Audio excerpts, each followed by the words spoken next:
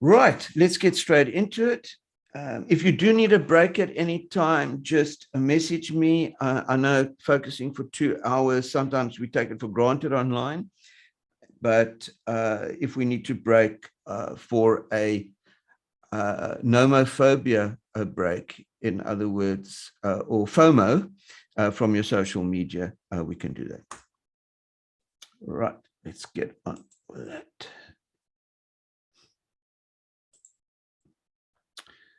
Okie doke. Right, I'm Sid. As Annette introduced me, what you didn't mention was that I am the PAL 1972 Coca-Cola Yo-Yo champion.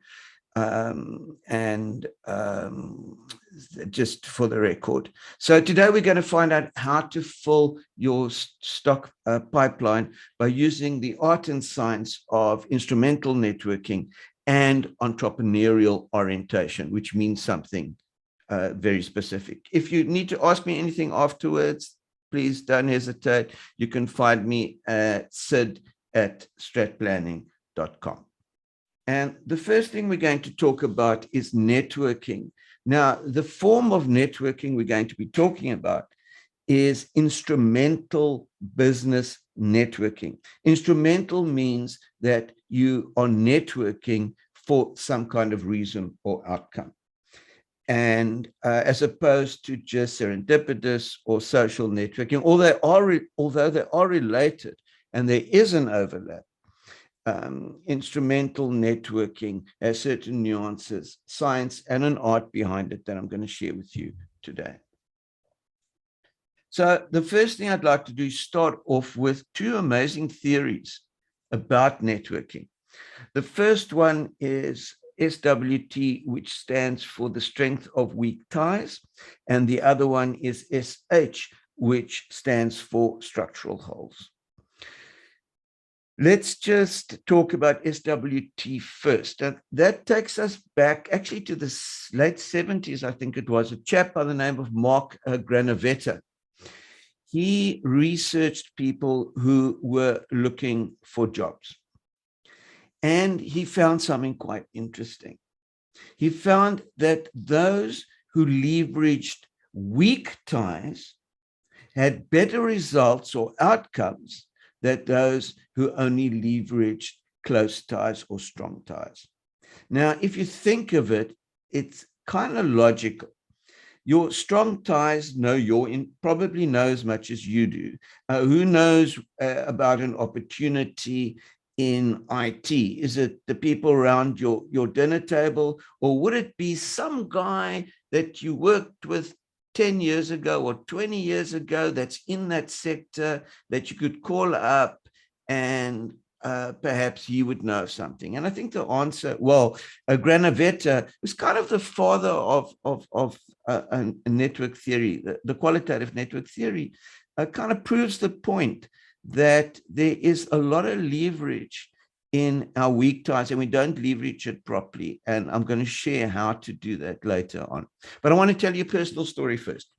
Annette did mention I did my MBA in 1985, before computers, and I applied obviously the year before in 1984. I went for the interview at UCT and I sat down and there were two interviewers and they asked me, why UCT?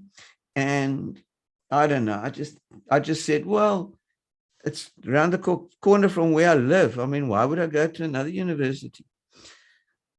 Anyway, that wasn't the right answer. And the rejection letter didn't take long to arrive. I got the rejection letter and I thought, no, hang on a minute. I need to do this because it's just something that I really wanted to do. And I knew that my brother-in-law, who was a pharmacist, knew another guy who was a pharmacist, but who did his MBA at the same school and was still sitting on one of the committees. So I thought, hang on a minute, it's worth a bet. So I go into his pharmacy and I said to him, David, actually, I've never given his name, but he made such a difference to my life that I don't know why. His name is David Knoll. So I said to him, David, listen, I really messed up. I went into the interview, I treated it as a joke, and, uh, it just obviously didn't work. Can you get me another interview? So he said, look, he'll try. And I walked out of the pharmacy, not thinking anything really. And he did get me another interview. And I went for the next interview and they asked me why UCT. Well, I told them why UCT. I went into the history of the institution and a number of other things. And I told them exactly why. And anyone would want to choose the university. I also had to write another exam and that was fine. Eventually I got in. So what did I do? I activated a weak tie, right?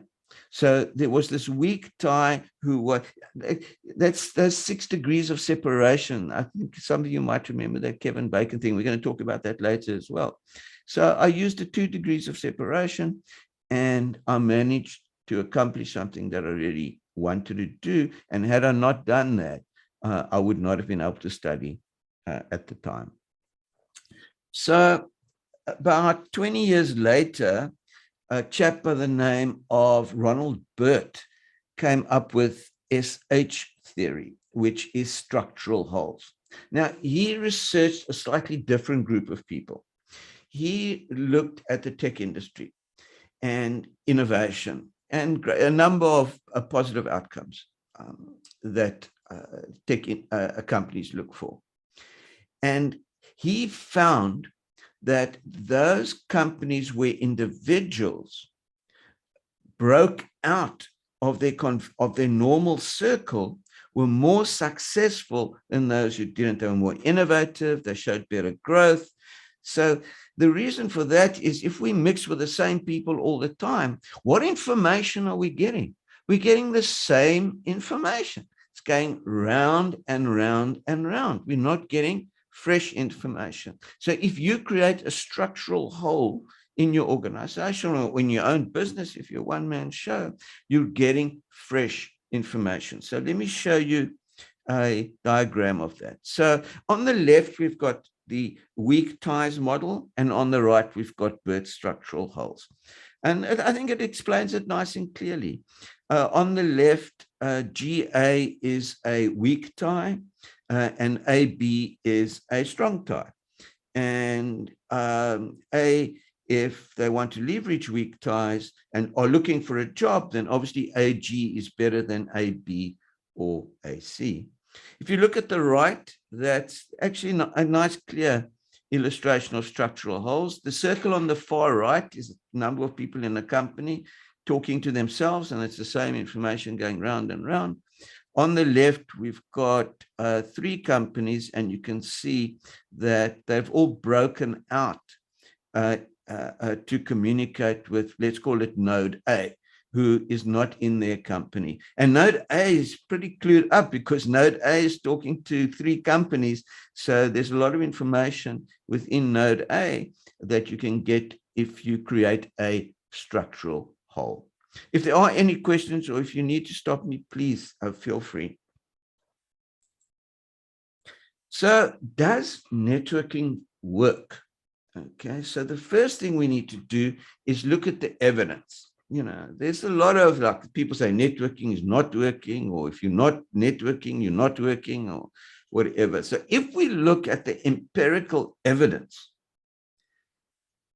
the relationship between instrumental business networking and net asset value and growth and innovation, it's all there.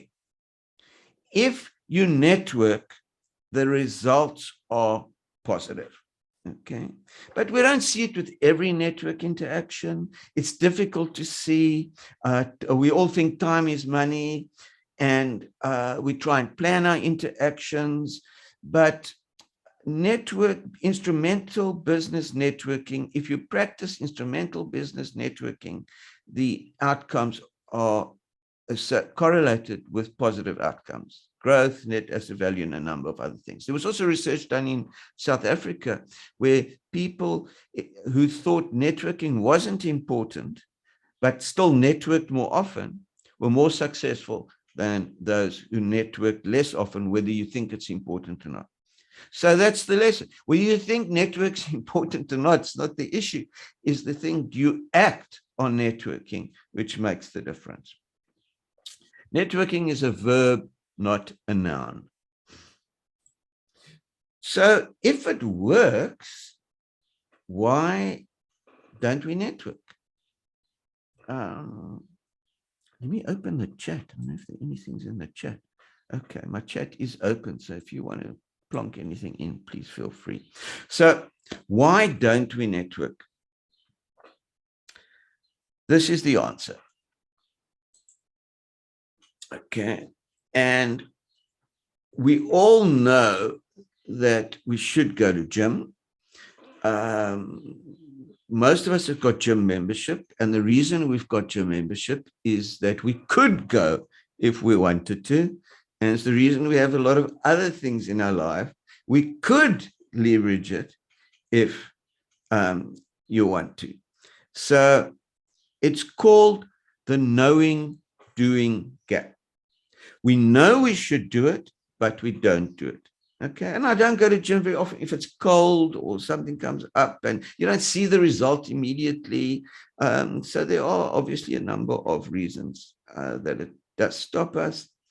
Then it's kind of a gap. And we find that there's a great similarity between the knowing doing gap of going to gym and the knowing doing gap of networking.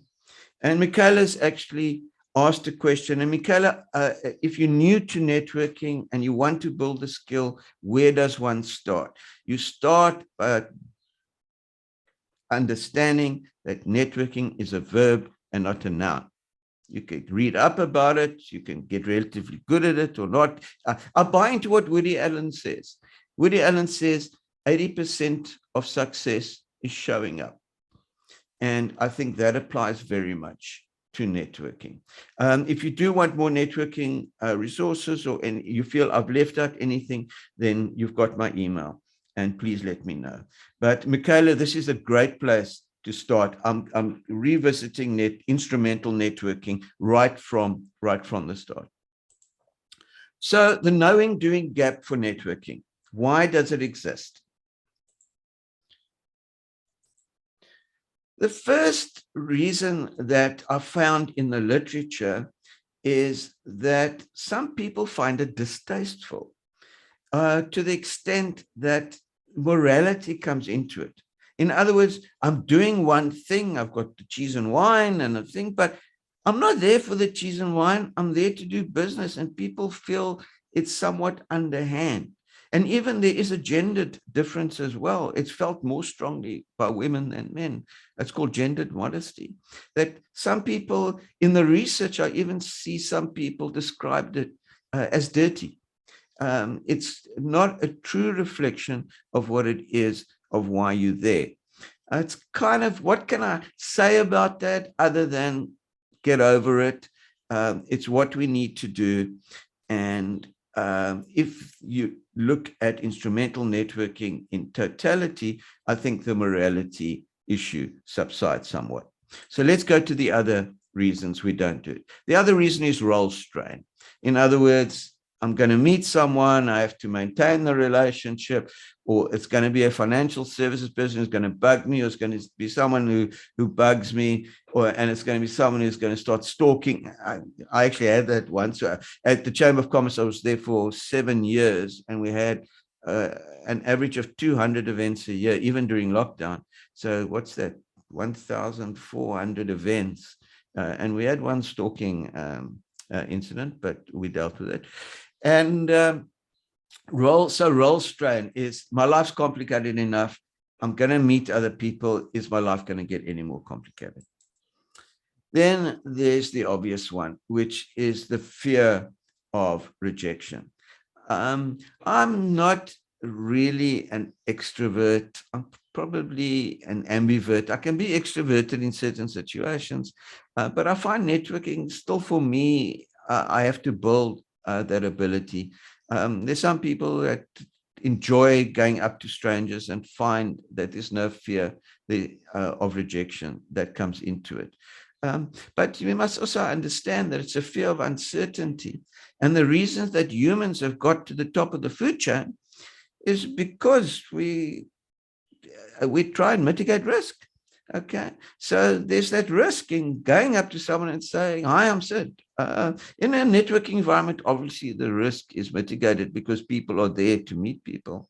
Um, but the fear of rejection obviously does come up, and it obviously comes up with a lot of things: the cold calls, the warm calls, and a number of other things in life. It's kind of not something we can avoid totally.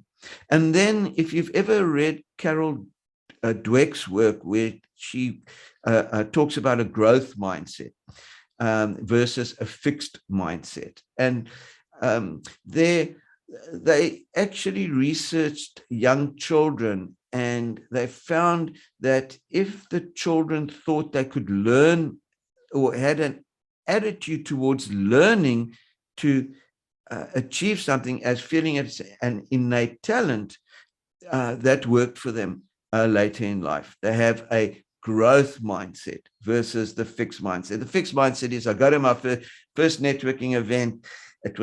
I didn't really enjoy it. I'm not really good at it.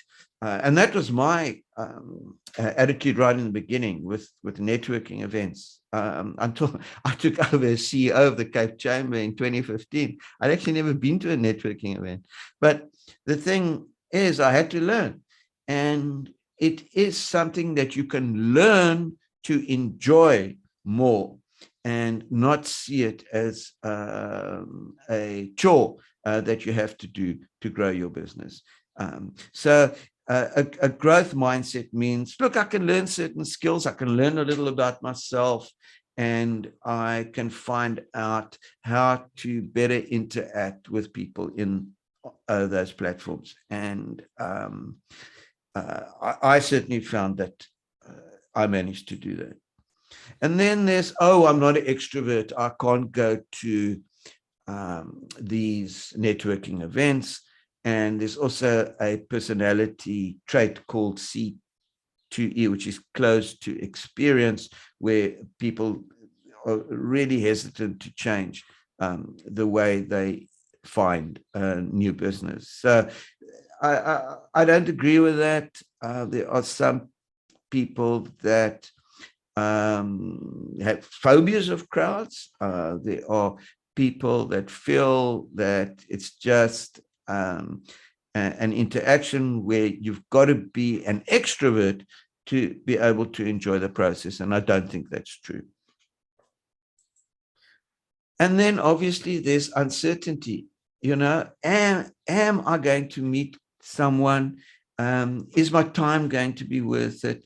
And here, unfortunately, is the bottom line. There's no certainty.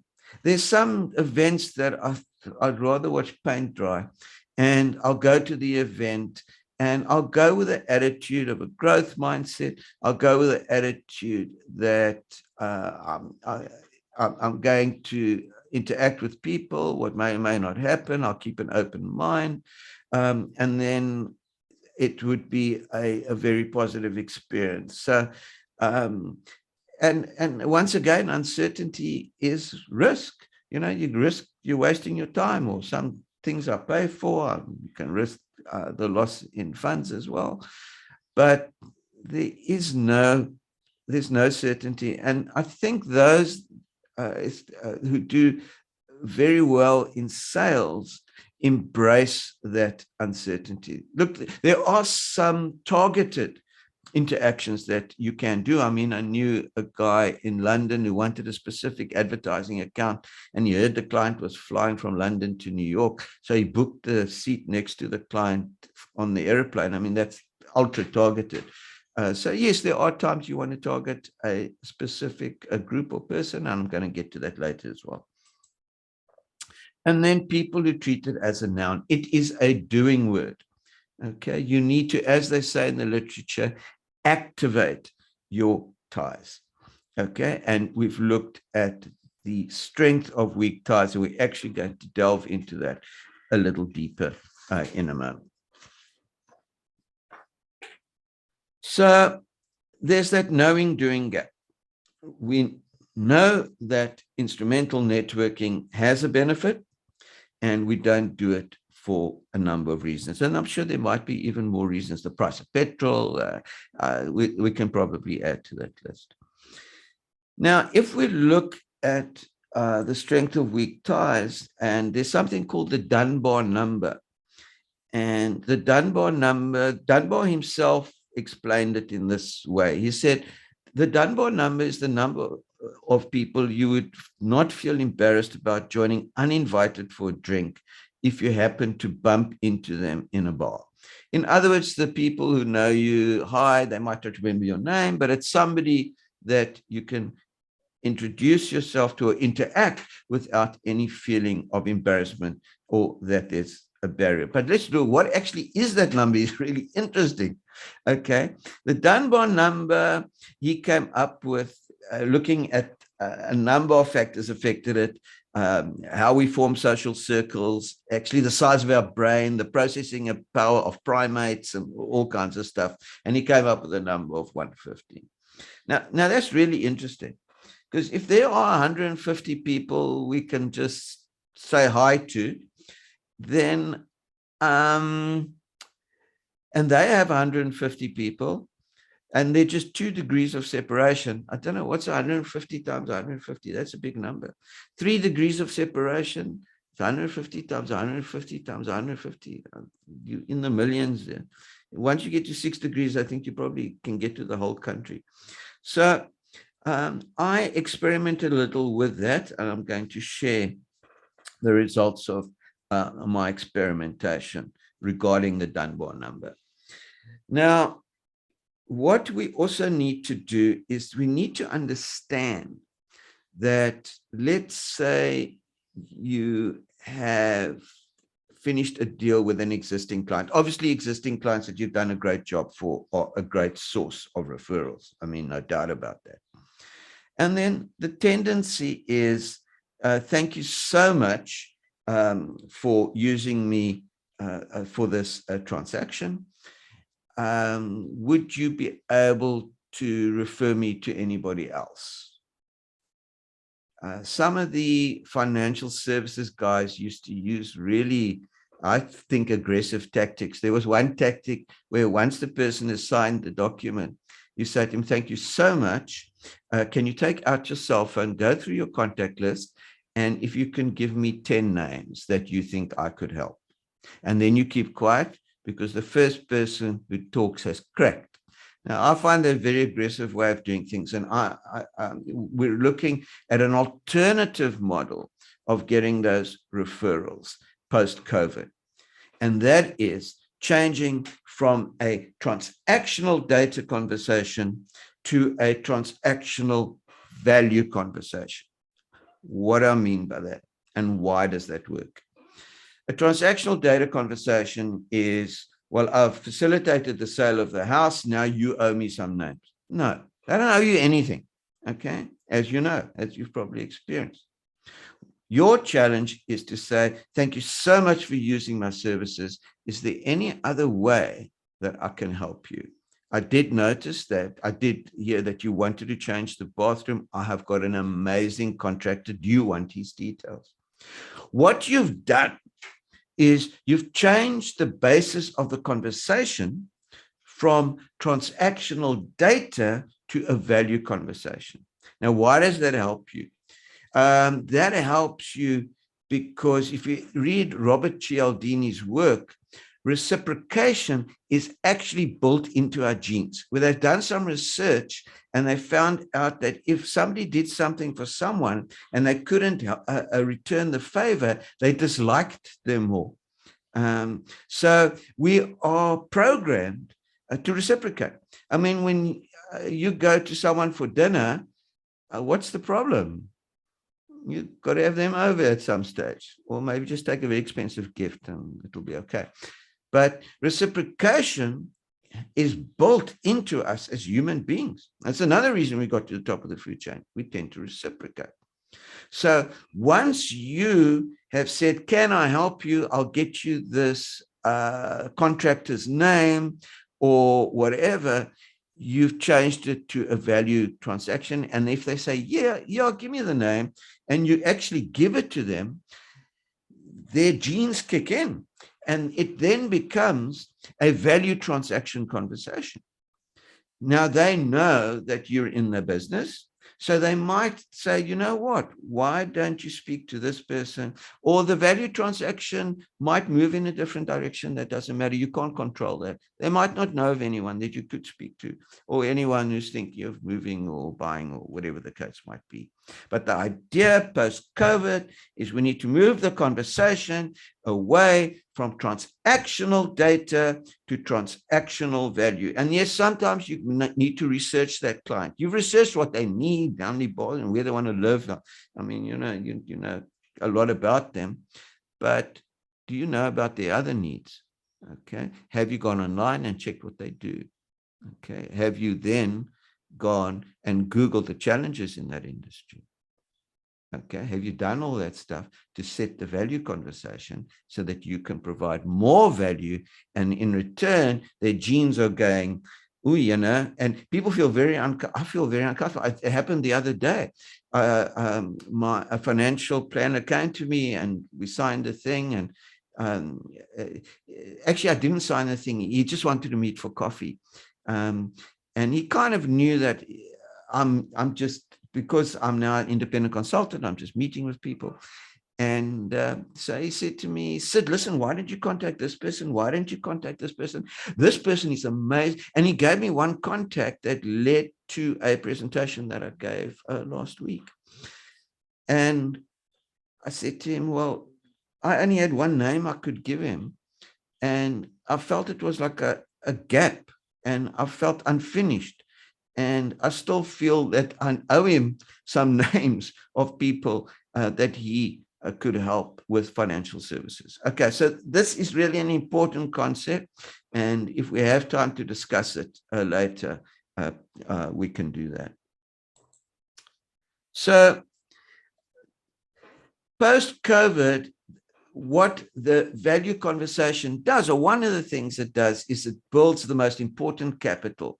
It used to be our car and our house, but, well, I suppose our house still is, but crucial capital today is social capital. And knowing the strength of weak ties and structural holes and the reason why we don't do it and the reason that we should do it is, how do we build our social capital? So the first thing is, yes, there are formal networks, but I found a lot of people got disillusioned with the formal networks because my target market's not there, or it's just a bunch of salespeople wanting to collect business cards, or whatever the case might be. But the reason to go to networking functions is not to make a sale, not to find a customer. It's to take advantage of that Dunbar number. It's to add value to the person who is also connected to 150 other people who are also connected to another 150 people.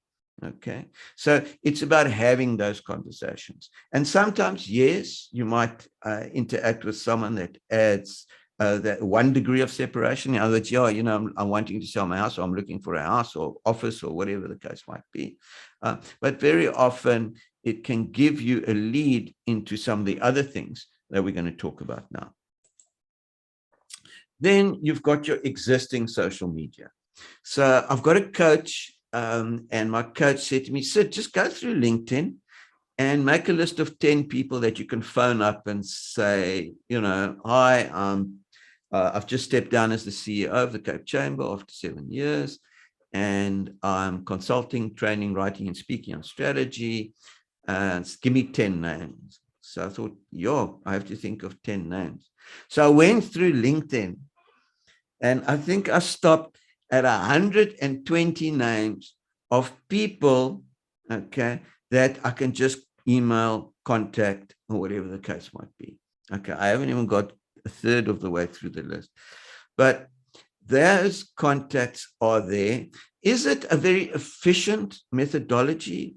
Not really, but what are we doing every time we make contact? Building social capital.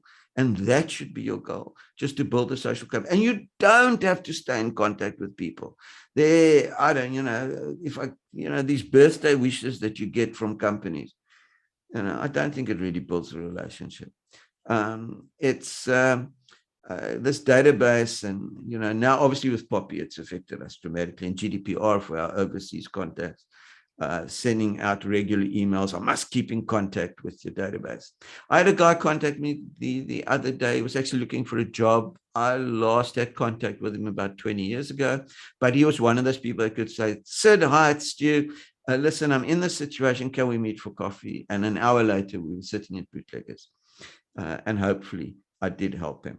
Okay. So if you just go through your LinkedIn content, I'm not very active on social media, but you can build up much more than Dunbar's number of people that you can say hi. And it isn't hi, do you know anyone who's selling or buying a house? They should know that the business you're in, okay? And that's enough. And we're going to get to positioning and segmentation as well later in the presentation. Then, obviously, there's the countless interactions that you have. There's that old advice of the hairdresser knows what's going on, and your car mechanic and whatever. They do need to know what you do. Okay, that's crucially important. Otherwise, having that network is of limited benefit. So if the hairdresser is cutting somebody's hair and they're moaning about, or they're bragging about how they found a job and now they have to move cities, and I need to sell my house, and hopefully you become a unprompted choice, and they will then give your details to the person, only because you're an estate agent or a realtor, and not because of any other reason, but we can add other reasons when we look at segmentation and positioning. Okay. Then obviously looking for clues, people with garage sales. There are grocery store notice boards for people who have just moved or are moving. And you probably know more about that than I do, but there are a lot of clues around about property that will go on the market or is on the market. And obviously looking at existing sales and following up on those is a very in-your-face clue. Then also those who also depend on leads are great ways of building up high-quality social capital. In other words, financial planners will know first whether somebody's moving. Okay, they will know if a company is looking at relocating people. Financial planners, I've got a very close relationship with my accounting firm because they can tell me what's happening, firstly, in the market, and if there are any big changes or any specific needs coming out from their clients. And then current clients, as I've explained, but going from transactional data conversation to transactional value. What can I do for you? Then obviously people who need to move a lot, there's the diplomatic call, all their phone numbers are on the internet. There are professors who need to move often. They actually move quite often, so you should have already established a relationship with the GSP, all the business schools. They get the visiting professors. But the diplomatic corps, they can only stay here for 3 years and then they have to go. Look, I know a lot of the property is Pretoria based, but there is a lot nationally as well. So people who need to move a lot, get into those circles. In other words, what should it remind you of? The structural holes you need to create. Okay, I need to get into the whole diplomatic corps business if I'm going to niche myself there, and we're going to get into that later as well. Then obviously employment agencies, they should all have a realtor of choice, and employment agencies are the first to know who needs to go to Joburg, who needs to go to Cape Town, who needs to go to Durban. and who needs to sell their house in a hurry. Accountants, as I've mentioned, and then builders and developers would be an obvious choice. But to sum it all up, the opposite of depression is not happiness. The opposite of depression is vitality, the ability to accept life's ups and downs and to think that life is worthwhile, to act, to interact, to build up social capital should be second nature. It's about a vital life. So it's integrated with who you are as a person. Let's go on to the next page. So now we've got all these tools and we've got the directions, but where do I start? Well, you start with yourself. Okay. And the two things we're going to look at are segmentation and positioning.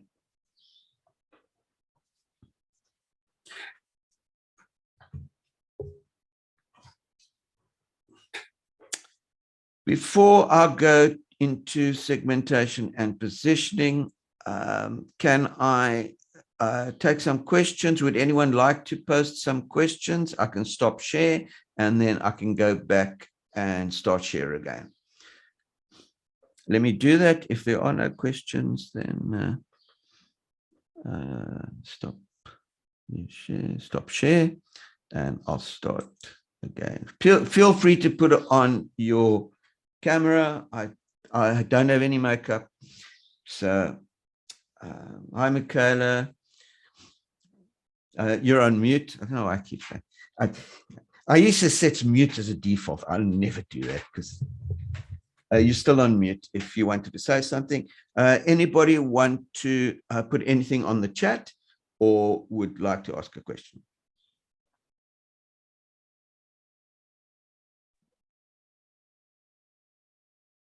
Okay, Michaela, go ahead. Sorry, I don't have a question. I just thought I'd be polite and put my camera on. Politeness is very much appreciated. Very much appreciated. Okay. Let me go into segmentation and positioning because that's going to elicit some questions. So what I'll do after that is get your questions ready, and I'd like to do that. May I suggest, sorry, I was on the other line, but may I suggest that people type in the chat if they'd like to speak, and then I'll unmute them. That would be perfect. Oh, yeah. Oh, do you have to unmute them? Oh, okay. Great. Yeah. Okay. Right.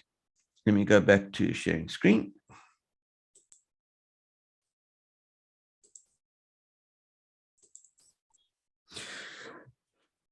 Okay, so I'm going to deal with a segmentation first. And the quote by Leo Burnett, I think, says everything. He says, I can't give you the secret of success, but I can give you the formula for failure. And that is to try to be all things to all people. Okay. Yeah, I sell anything and everything. Everyone's my client. That can sometimes be misleading. If you're in a small town, and then I presume it's a different story. But most of us are in cities, and there are various segments in the city, and some are catered for, and some we could cater for. And some might be interesting for us to identify. So let's look at the qualities of a good segment. In other words, I'm going to identify dentists. I'm going to go for dentists. And there are people who focus on specific professions as well. So there are 4 qualities of a good segment. The first one, two are homogeneous within and heterogeneous between. What do I mean by that? Is that they are similar enough to be put into one group, and they are different enough from other groups. Okay. So I want to go after doctors, and yes, they're all homogenous within, and I'm going to do specialists as well, or this or that. Or I'm going to do people in a very specific area. You can do demographics, geographics. You can do geodemographics, in other words, people in a certain area of a certain type. So there are all kinds of ways of putting people into specific groups, but they need to be accessible. You need to be able to reach them. And obviously, they need to be large enough to be profitable. Okay. So a segment is not, if you're going with everybody in Joburg, I can facilitate the sale of anything. It might be an indication that you need to look at segmentation. The problem with segmentation is it's a bit unnatural, because you kind of have to sort of give up certain markets, and that's kind of counterintuitive to give up certain things. So if I'm going to go for one thing, I have to give up something else. Okay, but very often that is a formula for success, is the things you don't go after. So that's segmentation is something that you need to keep in mind. And as Seth Godin says, in a crowded marketplace, fitting in is a failure. In a busy marketplace, not standing out is the same as being invisible. So how do we stand out? Right, let's visit positioning. Who's the woman on the right? It's Thing's wife. I mustn't say that. Beckham, Victoria Beckham. And Victoria Beckham, in her first book, I don't know if she's written anymore, said, right from the beginning, I said, I want to be more famous than Purcell Automatic. Okay. Now, positioning is a perceptual concept. In other words, it is how people think of things relative to other things. It's where you are in the mind of people relative to other things. And Victoria Beckham got it right. She said, listen, I'm just positioning myself on the attribute of fame. Okay. She positioned herself on the attribute of fame, and she understood that positioning was a relative science. In other words, more than. And I think we can all agree that Victoria Beckham met her goal. Now, Victoria Beckham's positioning was one dimension. She just chose fame, low and high. And what we can do is add another dimension. And you've probably seen these two-dimensional perceptual maps. This one has got quality on the x-axis with low quality on the left and higher quality on the right, and price on the vertical axis, low price at the bottom and a high price at the top. The first thing you will notice is that most brands form a diagonal line. So you can see most brands will form that diagonal line. It's also important to remember that it's perception. These things aren't very clear. That's Alfa Romeo. I don't know if Alfa Romeo is less quality than Ferrari at the top right. Probably is. But the perception is, okay, that a high quality, high price Ferrari would occupy the top right-hand quadrant. I can't see what occupies the bottom left. I can't make out that brand name, but here's Peugeot, which is seen as giving the average value. So if you're on that line, you're giving the average value in terms of quality and price. Just because a Ford is perceived as lower quality than a Ferrari and is at a lower price, doesn't mean that they don't want to be there. Okay.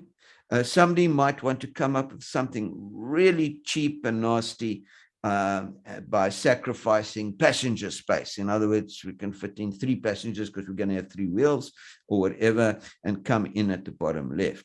I see Teslas up there, Audis up there. I don't. Mercedes would probably be what, to the right, slightly above Audi. I don't know. People get so emotional when I talk about where their car should be. My VW is here, kind of on the line, and Toyota is seen as greater value than average because it's a cheaper price, yet it's higher on the quality line. So are you getting some idea of the two-dimensional perceptual map? This is how people think of these car brands in terms of quality and price.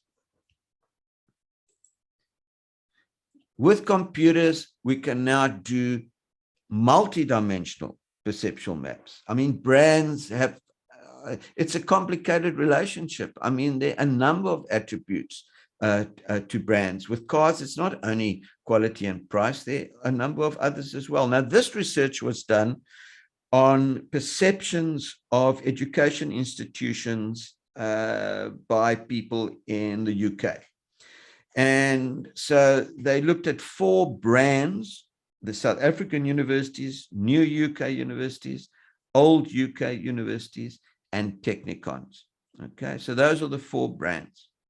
Then they took about 25 attributes. Okay, and it's quite easy to set this up, and you just score how much you think that brand has that attribute. Scale of 1 to 5 or 1 to 7, and then you make your choice, and then you can plot it like this. So the methodology is not much different to the two-dimensional, although obviously there are some nuances to it. So you can see here, South African universities are closely associated with sport facilities, more so than old UK universities. Okay, but the new UK universities seem to be catching up on sport. Okay, when it comes to research, the old UK universities do the best on that. They are closest to that attribute. Reputation, bursaries, more for technikons. Fees, technikons are seen as less expensive, and obviously with a pound rand. You must remember who the cohort was that they were surveying. Also saw South African universities as much cheaper than new UK and old UK universities. So you can see this is called a multi-dimensional perceptual map. Okay, now your turn. Here's another two-dimensional map, and this one is chocolates. I don't know if Cadbury's is of less quality than Ferrero Rocher, but if we test people's perception of the quality of chocolate, so we've got quality on the y-axis, the vertical axis, and price on the x-axis. High price at the right, high quality at the top. So Belgian chocolates were seen in this research as having the highest quality, but at the highest price. And once again, you can see they form a diagonal line. Where's the chat? I must just see I'm not missing anything. Okay. Now, my question to you is the following. What are the 2 attributes you think you as realtors are judged on? What are the 2 attributes that you think we are judged on by people? If you can please type that into the chat.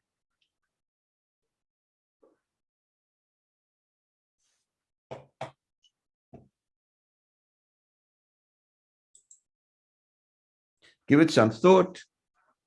Success and price. Okay. By price, you mean the percentage that the commission. Great.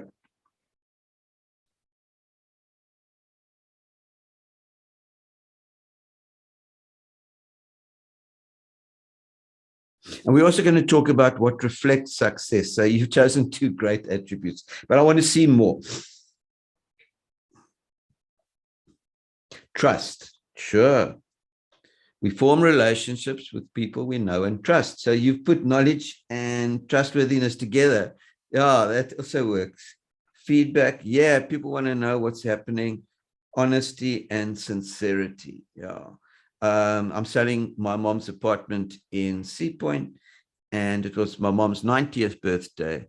And the realtor, I find it absolutely genuine, and actually went to see my mom for her 90th birthday and took her a gift. And I interpreted that as sincerity, because all the things she was doing, came across as sincere.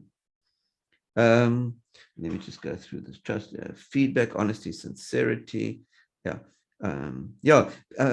People need to know. Absolutely. Service delivery and integrity. That's a biggie that I've noticed. I've spoken to some realtor companies, and they feel that the industry is suffering from an integrity issue, that they do not see the realty industry as being integrous. It's just, and then service delivery,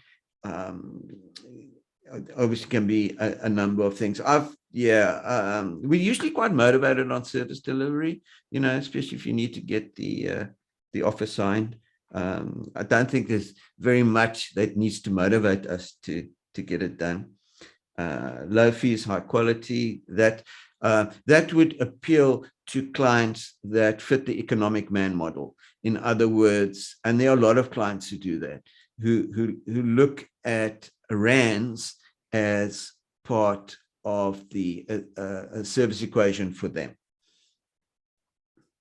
Service and knowledge of stock. It's interesting. You say knowledge of stock, that if I've got a buyer or a seller, how would I interpret that?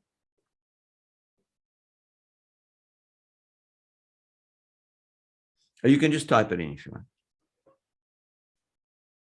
want. In other words, your knowledge, is it knowledge of the industry or knowledge of what's out there if you've got a qualified buyer? Okay. All right. We'll take a break. I'll see if I can do one today with the real estate brands. That's a really interesting question, a suggestion, to see a graph with the different real estate brands. But then, I wonder what the two attributes are that we would choose. Okay, great. Okay, so we looked at segmentation, and I'm off mute. We looked at segmentation and positioning, and I'm now going to look at entrepreneurial orientation. It's actually called EO in the literature. It's another acronym. Now, this entrepreneurial orientation is a construct as opposed to a concept. What is the difference? A concept will be something like age, where for some reason we measure the day your umbilical cord was till today, and that we call your age. You go from standard 1 or grade 3 to grade 4. Those are concepts.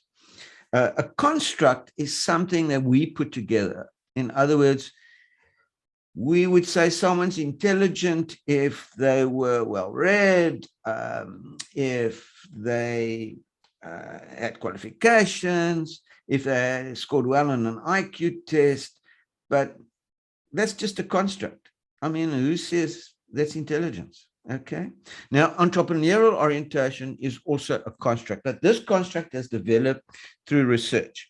Okay. In other words, entrepreneur comes from the French and English, means to undertake an enterprise. That's its roots, which is entrepreneurship. But I think also we relate things like risk and innovation to entrepreneurship today as well. But that's a different topic. So they have found in the research that there are certain traits or attributes that equate to successful.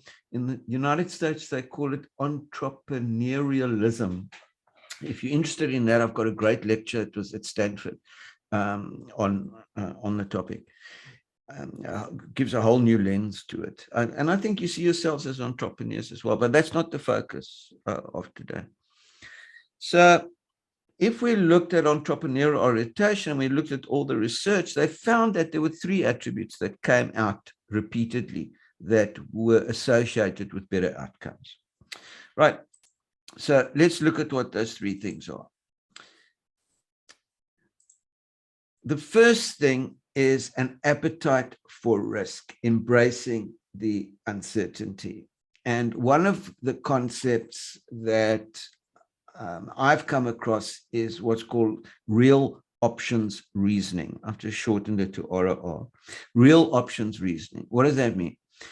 It's like normal options that you take. In other words, you have the option to buy or not buy something, and you pay for that option to buy it at a certain price in the future or not at all.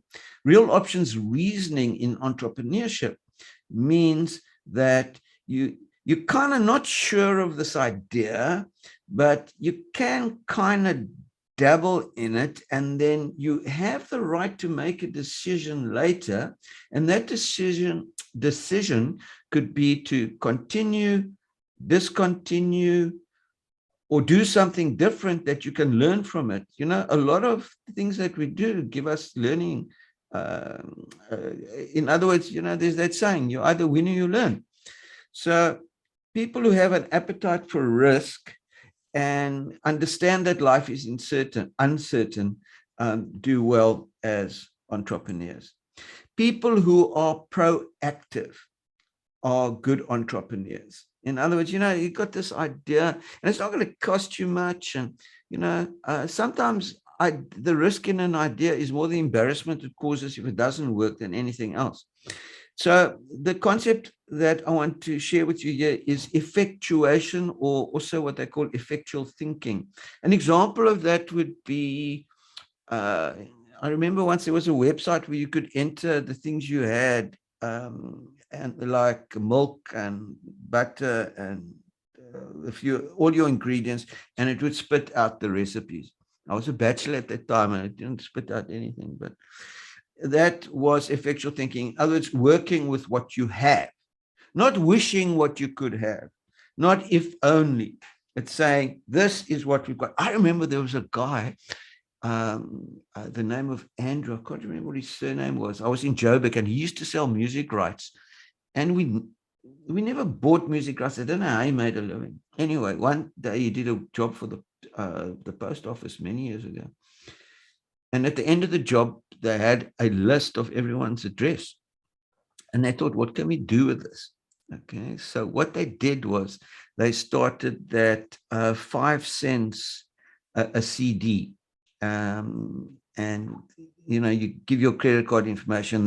The small print then says, well, 5 cents for your first one, but the rest you have to buy one a month at the full price. Through his effectuation of the situation, in other words, what do I have? I've got everybody's postal address, and they used that obviously well before the internet, and they made a major success of that business. They were the guys who sold those the CDs by post. So you have to focus on, you know, it's a focus on the means I have to the end I can create. Okay, as opposed to, if only I could create that, let me see what I can go and find to be able to create that. Okay, so that's the subtle difference. And then to be innovative. Okay, and the term there is bricolage, and you might all remember the most famous bricolier of them all, which was MacGyver. In other words, you know, I see one of the hotels did that during lockdown. You know, never mind that, we've got rooms. You want to use them as an office, that's fine. You want to use them as storage. That's also fine. One of the hotels offered us like a breakfast deal. So the whole team would go there for the breakfast, and we'd stay there till about 12 o'clock, 1 o'clock, and working with our laptops with free Wi-Fi. So, you need to look at real options reasoning. You need to understand effectual thinking, and you need to consider bricolage as well for an entrepreneurial orientation. Then they did more research on it, and they added more traits. They've added passion. I don't know, passion probably plays a role, and perseverance, I think, plays an enormous role. But these are what we call necessary, but probably not sufficient. Sometimes people become entrepreneurs because, I don't know, they had a very domineering parent and they wanted to do that, or something happened in their life. But if any of those traits are missing, it doesn't correlate very well for a positive outcome. So why are we talking about entrepreneurial orientation? Because they find that the results of instrumental networking are amplified if the person has an entrepreneurial orientation. Okay, so that's important. So all the stuff we've learned now, if we want to turn up the volume, we kind of have to look at these qualities that entrepreneurs have, because if we go with the research, it shows us that we stand a chance of getting an amplified result.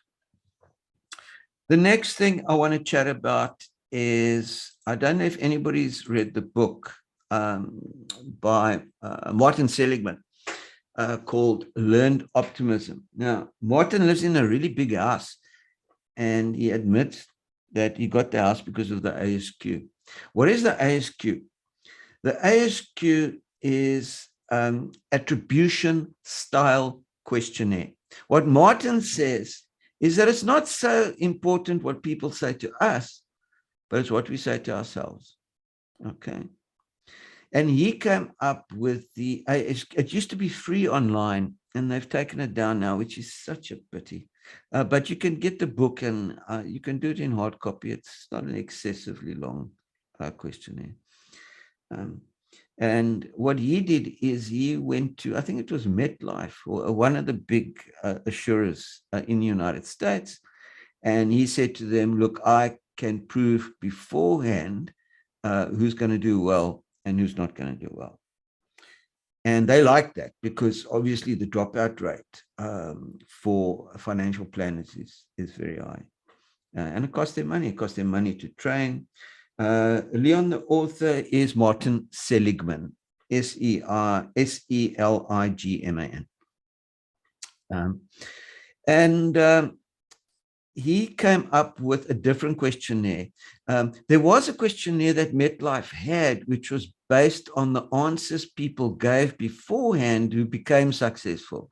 So it was just, there's no real explanation to it, but people who chose green instead of brown were more successful. So whether that was effective, actually it wasn't effective. So Martin then came up with a very simple concept. And the concept was learned optimism. And he then brought out the ASQ, the attribution style questionnaire. And that measured three things.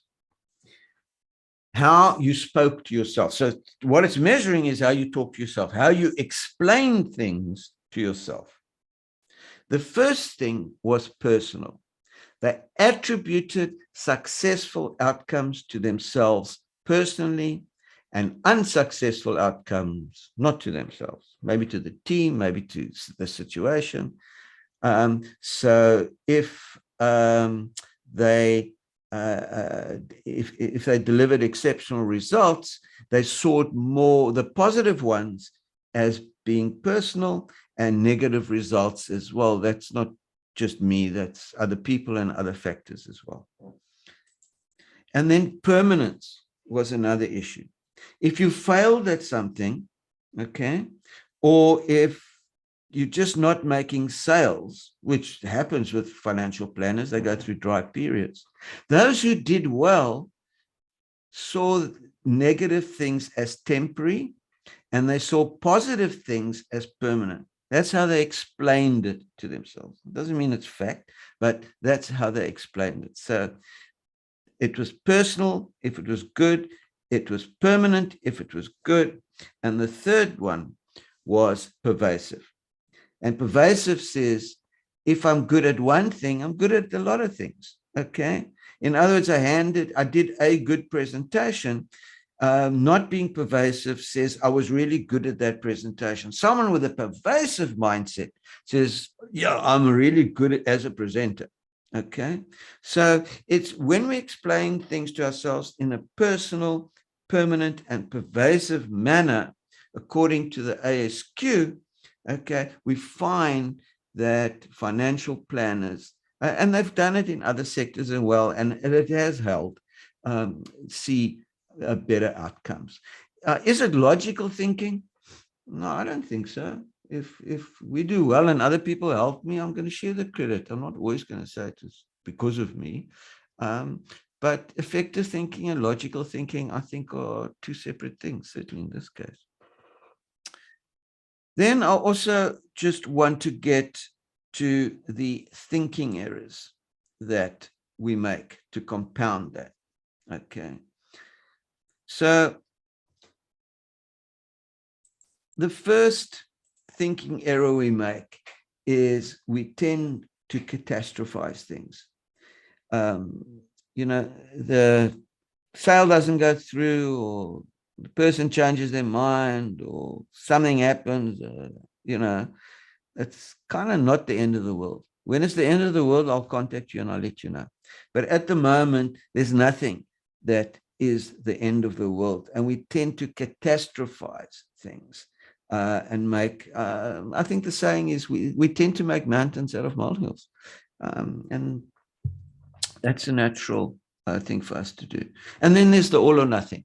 I had a donut. My diet is over. It's done for. I'll never be able to diet again. Okay. So that's all or nothing thinking, right? It just because one little thing happened or you had a dry month doesn't mean that that's everything. Okay. We need to contain the things that happen, and we're not perfect. Everybody makes mistakes, you know. And then there's the crystal ball that we think we can always tell the future. I remember the great Randy used to have a prize it was on the internet. And if you could prove in a laboratory setting that you had extrasensory perception, he gave you $1 million. And telling the future obviously is an extrasensory perception. No one ever collected the $1 million. I see there are a lot of other people advertising a lot of money if you can show extrasensory perception in a laboratory setting.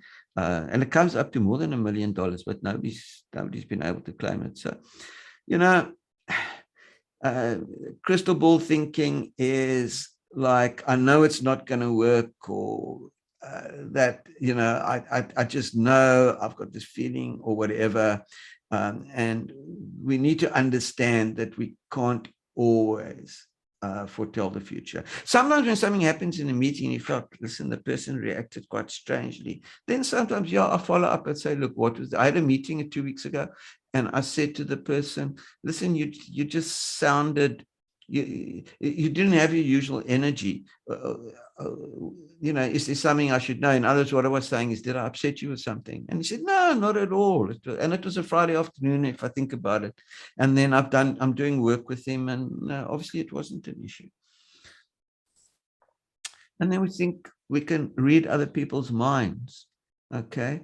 They kept looking away when I was talking to them. They obviously don't like me or whatever. I think a lot of times we just need to go through the motions, and we can't read people's minds, and trying to do that can sometimes also lead us to a dead end. And then here's the big one: confusing feelings with facts. I do a lot of innovation very often, So what do I feel like? Very often I feel like an idiot. Okay. Because I mean, I remember I started an airline and we printed this big magnet to go on the side of the airplane. They were small airplanes. And on the day of the launch, we took this large magnet and we stuck it on the side of the plane, only to find out that planes aren't made of metal and magnets don't stick to them. So, confusing feelings with facts is just because you feel stupid or you feel that you are unreliable does not make you an unreliable person. It does not make you someone who's not capable. Then the other thinking error is when one thing is everything. Okay. When a sale doesn't go through, it's that one sale. It's not everything. It's not your whole business. It's not the greatest feeling on earth, and we certainly don't want it to happen. But when one thing is everything, then things become very, very, very stressful. Okay. And a single event is not always illustrative of everything in our lives. And sometimes we think of ourselves as the center of the universe, like one of our friends is in trouble and we try to help them and we really couldn't. And we feel bad because, we couldn't really help the situation. But at the end of the day, not everything's on our shoulders. Okay. The center of the universe isn't us. We are just participants. So just to end off on this section before we open up, so if you can get a question ready, please. This is by Johnny Isaacson. I don't know who he is. I think he's a politician. But he says real estate sales was perfect training for the experience to go into a public life, because you learn to accept rejection, learn to meet new people, learn to work with people, and find common ground. That's the way you sell houses. That's also the way you win over constituency. And then just to end off with this quote, which you may have seen before, I am basically a full-time psychologist who shows houses every now and then. Folks, thank you so much. You can find me at stratplanning.com, and I'm now going to open the floor for any questions.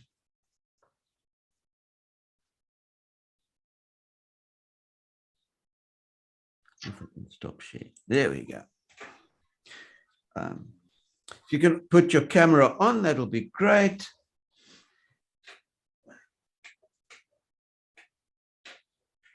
Thank you. And that was awesome, Sid, and very interesting, I must say. I've typed the name of the author into the chat, so for the person who asked.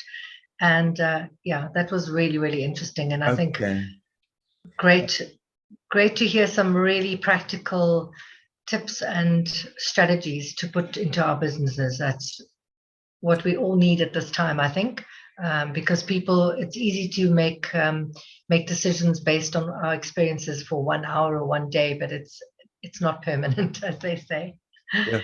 So another author that I'd just like to bring to your attention, and you'll find incredibly interesting, is Robert Cialdini. I'll just type that in. Oh, listen, don't buy Martin Seligman's latest book. It's nonsense. Learned Optimism is the book. Learned Optimism. So Martin Seligman's book you recommend is the one that I recommend is his Learned Optimism, not his latest one. Learned Optimism.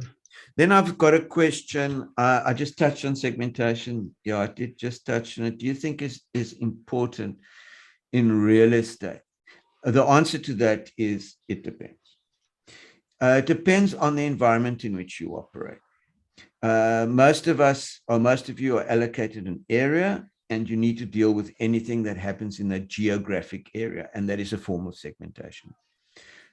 Some of you operate on a wider spectrum, and some of you can choose to to operate. I don't know if you're all restricted to sectors, but I know agents that look at price as a cutoff. There's one guy you might know, rides around Sea Point, probably deals with everything 100 million and up, and he drives the right car and he does the right advertising, and that's his niche. Okay, so with segmentation, I'm also talking niche. What is the niche that you've chosen? We have broad niches. In other words, I do commercial property in this area, and that would also be a form of segmentation.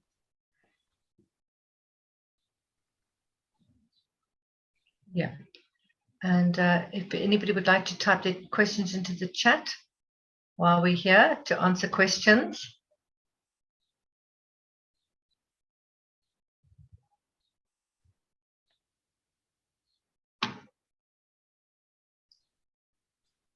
Okay.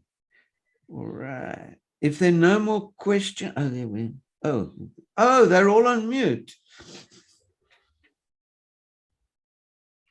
They can type on the, sorry, that's what I said earlier. If they just type on in the group that they'd like to chat, then I just unmute them. You can unmute everyone if you want. Okay. Bigger agencies punt at area specialist is important to choice of agent. How important is an agency's broader knowledge of how a city is doing compared to an area specialist? Bigger agents punt at area specialist is important to choice of agent. Well, that's how they position themselves. They deal in this area, so they're going to say, look, it's important you deal with me because I know this area. And they say that quite often.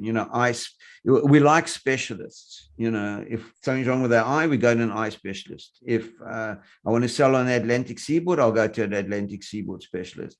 So how important is the agent's broader knowledge? Well, if it does not relate to the needs of the buyer, it is of no consequence. But Charmaine, if you meant something very specific, feel free to unmute and let me know. A video link. Annette, can we email the video once it's edited? Yes, we can. Okay. I would say if one was doing a graph on price and quality, it would have to be split into geographic areas. Okay. When doing graph on price, it would have to be split into geographic. No, Michaela, yeah, thanks very much for that. What we mean by price is perceptual price and not necessarily a rand price. So you can do a segment, a two-dimensional perceptual map on whether the price is high or low, okay, irrespective of the rand value. You can also do a rand value graph as well. With Ferrari, I mean, that's rand value. That's why it's right at the top. But also people perceive it there. So you don't necessarily have to do that split, but you can. And I think just to clarify, you're not referring to price of the property. You're referring to the price of the actual agent's cost. No, I'm preferring to, it can be the price of property or the price of agent, whatever we feel is relevant as the attribute. So you've got that choice. Okay, you just have to think in terms of the client. And it's perceived, so it's not actual. So I think that is what people perceive as value, Yeah. And then Michaela, different areas have different commissions, but then once again, it's the perception of, is your commission high or low? Okay. But you can also do a quantitative one that looks at rand values. It'll be very interesting, someone to play around with these. Fee relates to worth. Yeah. Anyone can sell anything for nothing. But I don't know. I mean, it does relate to worth to some degree, but a lot of buyers just look at the percentage and they don't look at it any deeper than that. Because, for them, sometimes they don't realize the extent of a skill that is needed by you. They just see you as, oh, it's the go-between, you found the buyer or whatever, or the seller, or whatever the case might be. and that's your percentage. So fee can relate to worth, and certainly a high price is an indication of worth. But I don't know if it applies different straight across the board. But what I've had a request for the last slide word in here. I love that quote. It says, let me just copy and paste it. You know what I'm saying?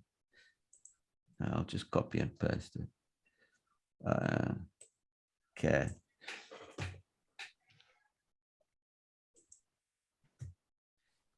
Okay, then Michaela, I always explain to my clients that we charge a little extra because we have international reach and professional photography, some local and yeah. Okay.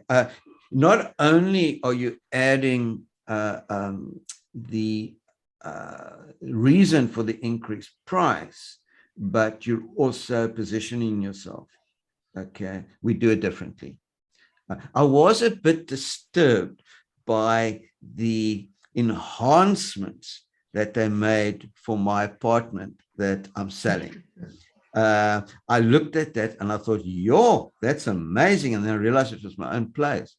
So but I don't know, that seems to be the game, you know. If you want to stay in the game, you got to optimize those images. You know, we live in a very image society now. Interesting, Sid, a little bit off, but on topic. Tomorrow we're doing the prescribed mandatory disclosure forms. So what I would suggest that in line with the photos, it's fine if you Photoshop something out like the laundry, but be very careful with the mandatory disclosure. There's a big debate going on at the moment because it's absolutely mandatory, and it's very important that rental as well as sales agents know all about it. So if you're not booked to attend, it's very worthwhile because Paul Davies is a big trainer in our industry, and he's going to be covering the PPRA mandatory disclosure form in a proper detail to explain exactly what needs to be done, because it is critical. Does that relate to the imagery as well, and how you pick imagery? It does and it doesn't. Like I was saying, if you Photoshop something out, you've got to make sure that it's not something you're disclosing that should be disclosed, if you follow what I mean. I just felt very uncomfortable because that person who had seen the pictures and then walks into the apartment had two different places. But it got people there, you know. I mean, I don't know. But the jury's out on that. I don't know who asked that. I think it was Michaela. But yeah, you know, if that's what everyone does, you know, people are going to go to a better image than a worse image. But there is that disappointment when they walk in. I've seen that. So what do we do? Not sure. Yeah. Okay. Well, guys, that's for us. Sorry, Annette? For a serious topic like tomorrow, that's what will be discussed, you know. So on the outside, it's pretty, you know, you can take a picture at a different angle, that's one thing, but to hide something is another, and just to make it look pretty is another. So that is a discussion for tomorrow. So, okay, but great. Marketing, obviously, what you're saying, you know, if you have a good photographer, you get better photos. That's more what the line we're discussing today. I don't know if it's about the photographer or the camera or the Photoshop guy or girl. I think it's the Photoshop person that wins. That's where it's happening. But anyway, it is what it is. Okay, Annette, can they go if they need to go? Yes, I think so. I think we can take it as finished, and people who want to stay on and add a chat or a question or two, they're welcome. But yeah, the sort of formal part of the webinar is over. So I'd like to thank you, Sid, very much for all your input. You know, your experience from the business side, the entrepreneur side, the Department of, you know, Chamber and Commerce, that's also been amazing, and your whole experience that you bring in. Thank you so much for that. It's really, really appreciated. And yeah, I'd look forward to seeing you all online again soon. Please visit our website. And I'd just like to mention on that note that if you're not yet a member of the Institute, we're offering membership at 550 Rand for 12 months, and a membership is individual. So you're welcome to email my colleague, Janine, at members@iasa.org.za. And also please go to our website. We do social media. We do a lot of updates because things are changing on a regular basis. And we will be covering as I said, the PPRA disclosure. Then we'll be doing POPI, we'll be doing PIA. We've got a whole lot of training on our website in the coming weeks. And I really appreciate everything that you've done. So thank you very much. And also we're having a rentals boot camp next week in Cape Town, which we had it in Johannesburg. Now it's in Cape Town. So yeah, we're busy, very much busy, and working with all of you to support you. And we appreciate your support in return. Thank you to everybody. Great. And thank you, Sid. We look forward to having you online very, very soon again. Great. Thank you so much. Thanks, everybody.